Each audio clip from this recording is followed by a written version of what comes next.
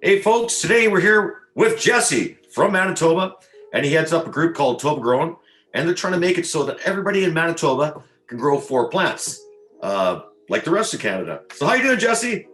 Great, Remo. Thank you so much for having me on. This is an absolute honor to be on here. Hey, thanks for doing this with me. I'm gonna put my glasses on. Now I mean business, so I can see here. I've been So, I've been a follower for a long time and big fan of all your products and whatnot. cool. Well, thanks for watching. That's way cool. I guess we're supposed to do an interview, so this is it. The TobaGrown interview. So, what's the latest TobaGrown update? What have you guys been up to? So, latest update on January 29th, I filed 7 expert affidavits and another affidavit for myself. The Yeah. Manitoba government was just underwater with this evidence that they've requested more time to review it. So we're just waiting for them to get back on if they're going to be submitting any evidence themselves or if they want to cross-examine me. Right on. And what are your plans for 420? I heard you had some stuff in the works. Yeah, 420 is going to be awesome. So here in Manitoba, I've been reaching out to every dispensary, head shop, and grow shop. And I'll be going to all these stores with our TobaGrown flag and asking their staff to write a message on there. And Oh, then, that sounds cool. it's going to be awesome. Like we're already at 50 stores. I already said yes. So Right 50 on. stores, it's a lot. And then at 4:20 p.m. on 420, I'm meeting the leaders of the opposition government, and we're all going to take a picture with this flag. So it's gonna be a whole week of bringing the cannabis community together here in Manitoba, and then top it off with a legendary picture. Cool. So, why are you doing this? Why are you taking this on? A couple different reasons. One, I want this for the community here. It's federally legal to grow 4 plants, and just because you live in Manitoba, that shouldn't stop you from being able to do this.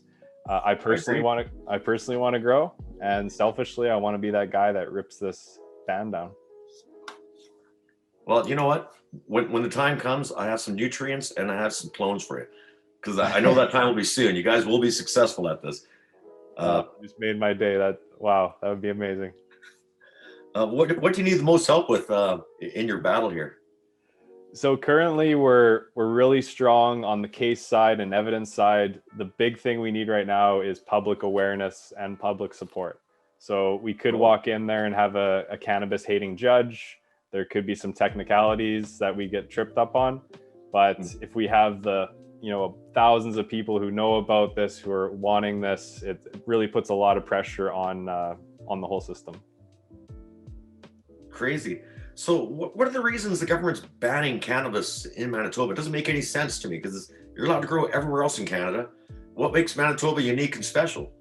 Well, this lawsuit's like going in a time machine back to the Allard case and other cases like that, because their arguments are so outdated. They're worried about humidity and fires. They're worried about people growing 4 plants and selling it into the black market. They're worried about children grabbing some cannabis off a live plant, eating it, and having issues from that. And they're also worried about quality control. So they're trying to say, oh, but if you grow your own, you won't know if it's good, if it's moldy, if it's got good terpenes or good THC. So it's very outdated arguments that we cannot wait to embarrass them on. Well, the funny thing about that is all the testing that the LPs that's available for all the LPs. I mean, for mold, pesticides, heavy metals, terpenes, THC, it's all available for the regular people, that are just growing their 4 plants, or ACMPR people, or MMAR people. That holds no water whatsoever. No, They're I worried about totally. mold. You can test for this now. And actually, most of these grow environments that people create in their houses are better than some of the LPs I've seen. I've witnessed this personally.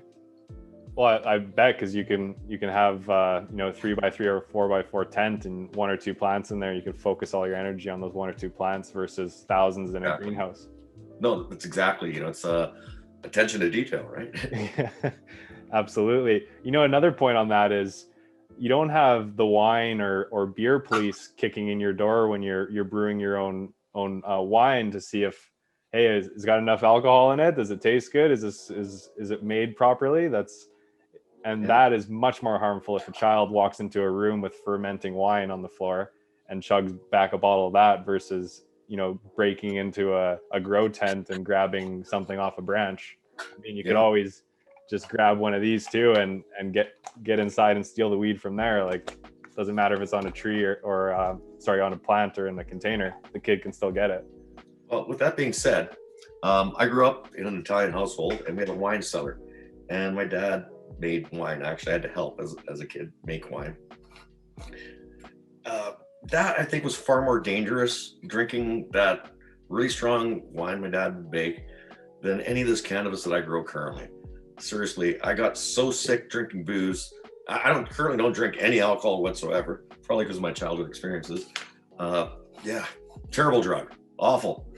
So it's just I think what the government's got to do is wake up and have a more modern approach to this. Okay, cannabis is here. Don't resist. Just find a way to accommodate it. It would work a lot better, don't you think? I think it would. If this is 3 years ago, I fully understand they're being nervous, new thing, taking something that's illegal, making it a legal industry. I get there's got to be a lot of restrictions and regulations, but it's been 3 years now. Like the sky's not falling. No, it hasn't. Legal sales are growing. Let's revisit those. My favorite thing. Sorry, bud. I was going to say they predicted all these things were going to happen. Like they're going to have problems with people smoking and driving and getting in accidents and crazy things. Nothing different has happened, except the government got to make a bunch of revenue federally, which is really much needed right now during this pandemic. They need revenue. So, it's kind of a common sense here, right? What are you rolling up there? I got some frosted fruitcakes. I've been following those, your latest harvest. I've been following your latest harvest at least, and they look like they're monsters. Oh, thanks. Yeah. I'm really proud of this one. It's a bumper crop, let's say. It's a real good one. I haven't heard that term before. Bumper crop? It's an old school term, yeah. Yeah, your joints are definitely a lot thicker than mine. I'll get there though. That'll change once you start growing your own weeds. You'll do the same. I know you will. It's just a natural progression, Jesse. So, my final question here is, if somebody wanted more information about TobaGrown, where would they go? Well, we're trying to be all over social media and get the story out there, because I mentioned it's super important to have a lot of public awareness and support for a case like this. So right. TobaGrown on social media, that being Instagram, Facebook, Twitter, YouTube, or TobaGrown.ca. We're coming out with some really exciting news in the next few weeks here, so stay tuned for that. And I do have, a work trip where I'm heading out west, and if regulations allow, I'd love to swing by and see you there, Remo.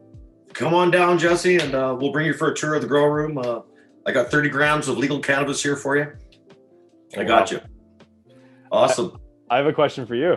Sure, shoot. Actually, 2 questions. Okay. If you got the time, it looks like you're sparking a joint, so maybe a couple minutes here. There's always one burning here.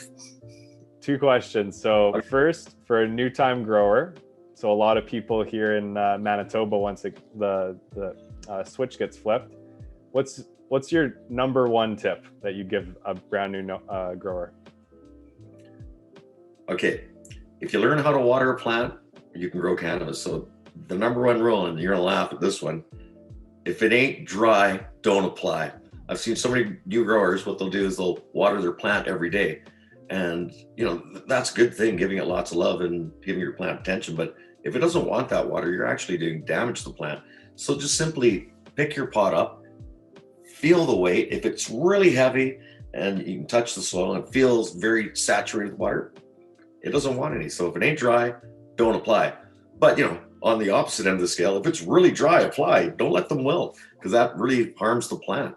So if you can learn how to water a cannabis plant, you can provide yourself lots of cannabis for the rest of your life, right? So it's not a hard thing to do. What's the worst of the two, to underwater it or to overwater it? Both. Actually, I think wilting could be a lot worse, because sometimes I've seen people wilt till the plant looks like it's almost dead and doesn't really come back sometimes. So yeah, I think wilting could be worse. But looking at the opposite end of the scale, if you overwater a plant, it's drowning in the water and it can't grow properly and it's suffering, and you'll see all kinds of nutrient deficiencies coming out in the leaves. The plant isn't happy. So make your plants happy. That's a good message. And the second question and last question from me is, do you have a message to Manitobans as they wait? I think everybody globally should be able to grow cannabis at their own home. And well, hopefully soon Manitoba will be doing the same, right? So support Toba Grown. Thank you so much, Remo. This has been awesome, and I can't wait to come visit. It's been awesome, Jesse. But in the meantime, keep watching Urban REMO for more weed videos.